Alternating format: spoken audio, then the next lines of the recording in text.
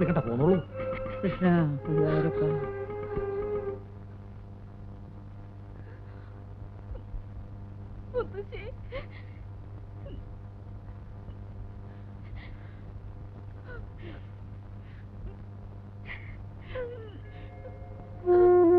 മോളെ മോളെ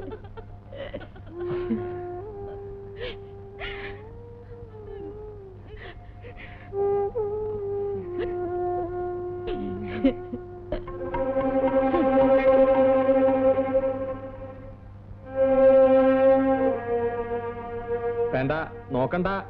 ഞാൻ തന്നെയാ കൂട്ടിക്കൊണ്ട് വന്നിരിക്കണേ. ചെയ്തു പോയ തെറ്റുകൾക്ക് മാപ്പ് ചോദിക്കാൻ തന്നെയാ കുട്ടികൾ വന്നിരിക്കണേ.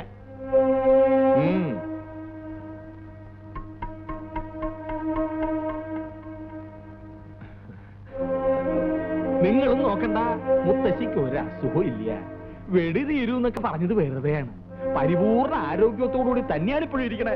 ക്ഷമിക്കണം, കുട്ടികളെ ഇത്രടം വരെ എത്തിക്കാൻ ഗുരുക്കൾക്ക് അങ്ങനെ ഒരു അടവ് പ്രയോഗിക്കേണ്ടി വന്നു. കളരിയിലോട്ട് ഇല്ലതാനും. അതുകൊണ്ട് എന്തായി? നേടി, മുത്തശ്ശി നേടി. ദൈവമേ, ഒന്ന് ചിരിച്ചു കണ്ടല്ലോ. എനിക്കിനി മനസ്സമാധാനായി.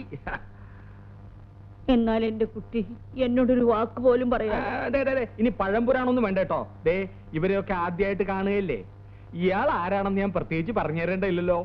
ഇത് വിശ്വന്റെ സഹോദരി സ്വർണ്ണലത.